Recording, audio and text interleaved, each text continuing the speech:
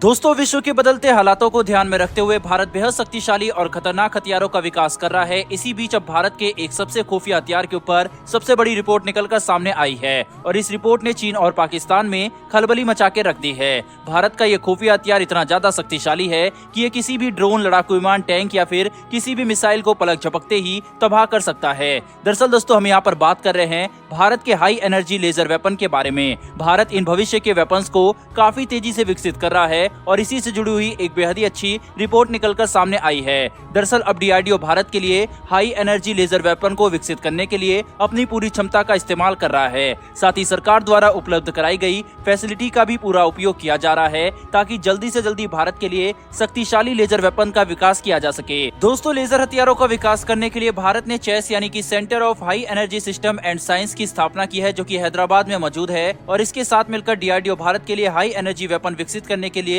काफी तेजी से काम कर रहा है। भारत को ये बात अच्छे से पता है कि भविष्य में लेजर हथियार काफी ज्यादा महत्वपूर्ण होने वाले हैं और इसीलिए भारत में ऐसे हथियारों को स्वदेशी रूप से विकसित करने के लिए चेस जैसी एक अलग डिफेंस लेबोरेटरी की भी स्थापना कर दी है, जिससे भारत लेजर हथियारों के क्षेत्र में विकास काफी तेजी से कर पाएगा और एक फोकस डेवलपमेंट करने में भारत को मदद मिलेगी। हाई एनर्जी लेजर वेपन के तौर पर भारत ऐसे लेजर हथियार विकसित करना चाहता है जिनके अंदर हार्ड किल और सॉफ्ट किल दोनों की क्षमता मौजूद होगी। खास करके ऐसे समय पर जब चीन और पाकिस्तान भी इस तरीके के हथियारों के ऊपर काम कर रहे हैं, भारत के लिए इन्हें विकसित करना काफी ज्यादा जरूरी बन जाता है। भारत के हाई एनर्जी लेजर वेपन दुश्मन की तरफ से आने वाले किसी भी तरीके के खतरों से निपटने में सक्षम होंगे। भारतीय डीईडब्ल्यू हथियार दुश्मन के drones, motors, missile, fighter jets और यहाँ तक के वॉरशिप को भी निशाना बनाने में सक्षम होंगे। दोस्तों, डीआरडीओ पिछले कुछ समय से 100 किलोवाट क्षमता वाले डायरेक्टेड एनर्जी वेपन को विकसित करने के लिए काम कर रहा है। भारत के पास ऐसे कई सारे प्रोग्राम मौजूद है जिनके तहत भारत बेहद शक्तिशाली और भविष्य के हाई एनर्जी लेजर हथियारों का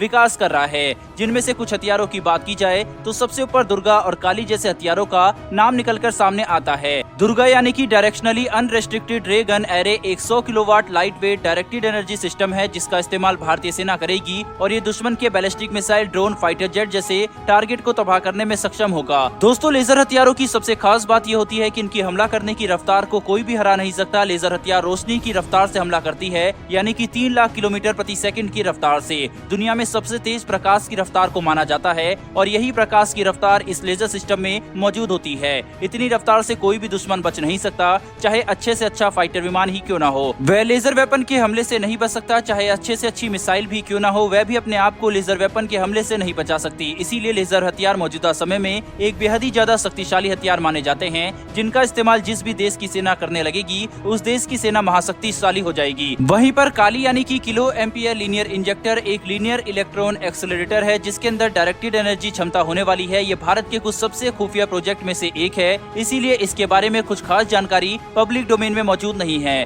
देखा जाए तो काली और दुर्गा दोनों ही बेहद ही शक्तिशाली और खुफिया प्रोजेक्ट है जिनके बारे में ज्यादा जानकारी किसी के पास भी मौजूद नहीं है, क्योंकि इन्हें भारत बेहद खुफिया तरीके से विकसित कर रहा है। हालांकि ये दोनों ही हथियार लेजर हथियार है और इनके अंदर डायरेक्टेड एनर्जी कैपेबिलिटी मौजूद होने वाली है। हालांकि लेजर वेपन टेक्नोलॉजी का विकास करना इतना ज्यादा आसान नहीं है, इन्हें बनाने में कई सालों का समय लगने वाला है। वहीं इन्हें विकसित करने में सबसे बड़ी परेशानी ऊर्जा के स्रोत को लेकर है, यानी कि लेजर हथियार वैसे तो बेहद ही ज्यादा शक्तिशाली होते हैं, लेकिन इन्हें काम करने के लिए काफी ज्यादा ऊर्जा की जरूरत पड़ती है और अगर इस ऊर्जा के लिए एक अच्छा और भरोसेमंद स्रोत नहीं खोजा जाएगा तो इन हथियारों को विकसित करने का कोई भी मतलब नहीं बनेगा।